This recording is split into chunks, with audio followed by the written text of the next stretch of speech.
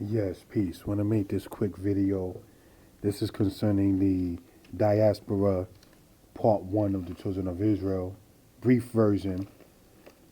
Also concerning the tribal chart that's in circulation.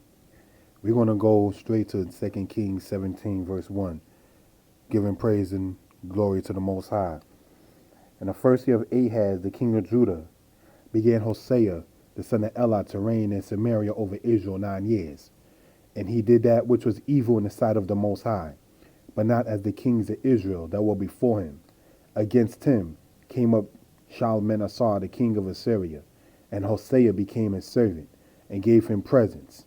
And the king of Assyria found conspiracy in Hosea, for he had sent messengers to So, the king of Egypt, and brought no present to the king of Assyria, as he had done year by year.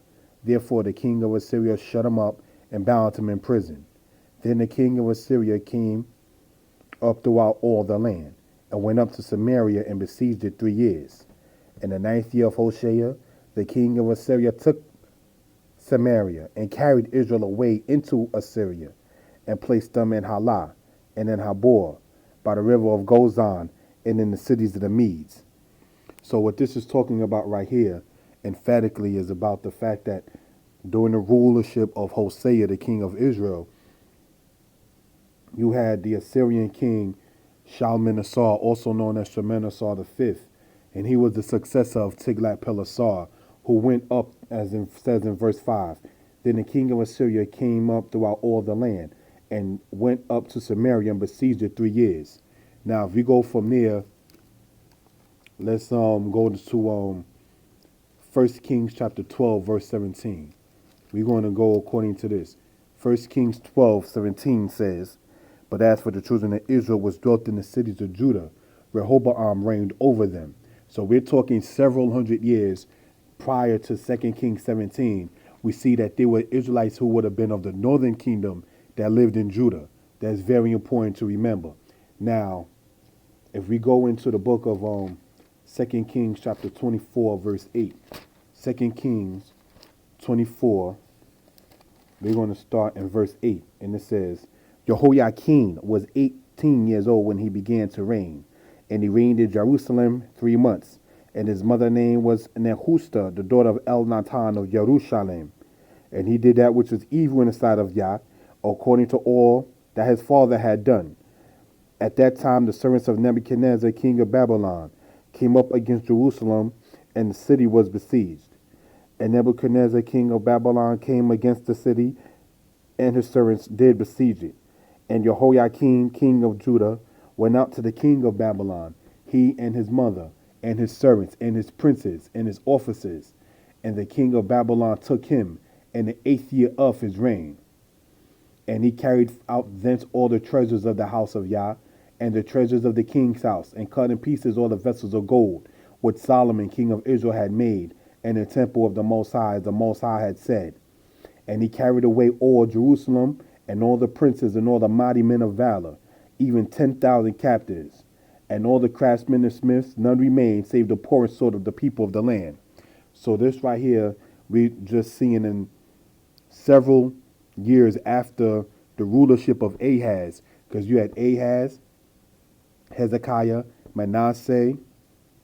After Manasseh, you had Ammon. After Ammon, you had Josiah. After Josiah, you had Jehoiakim. Then you had Jehoiakim. And that's what we're reading about here. Jehoiakim going into the Babylonian captivity. This is important to note because if we remember from the beginning of the split of the kingdom between the northern and the southern kingdom, Judah being the south and Israel being the north, you had it to where there were Israelites that were of the northern tribes that was living in the cities of Judah. So obviously when Judah went into Babylon, you had Israelites that were of the northern kingdom that also went into Babylon as well. That's very significant to be noted and understood. Now, if we go to 2 Kings 18, verse 13, we're going to go to 2 Kings 18, verse 13. And then we read, Now in the 14th year of King Ahaz, now in the 14th year of King Hezekiah, in the 14th year of King Hezekiah, did Sennacherib, the king of Assyria, come up against all the fenced cities of Judah and took them. And Hezekiah, king of Judah, sent to the king of Assyria to Lachish, saying, I have offended. Return from me. That which thou puttest on me will I bear.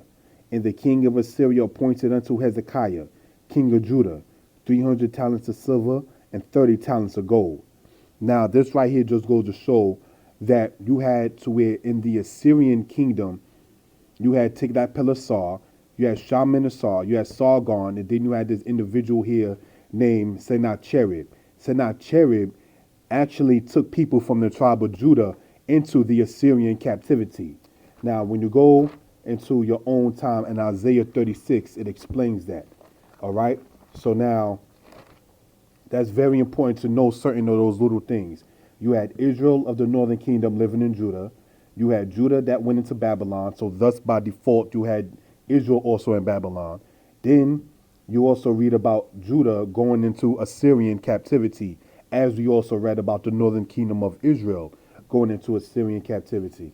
Now, I want to go and conclude within the prophet Jeremiah chapter 50. We're going to go in Jeremiah chapter 50, verse 33. And it reads on this wise. Thus saith the Most High of hosts, the children of Israel and the children of Judah were oppressed together, and all that took them captives held them fast. They refused to let them go. It says the Most High is saying, the children of Israel and the children of Judah were oppressed together. Now, who did this oppression upon Judah and Israel together? Let's go to verse 17. We are in Jeremiah 50, verse 17. Salakli, Jeremiah 50, verse 17 says, Israel is a scattered sheep.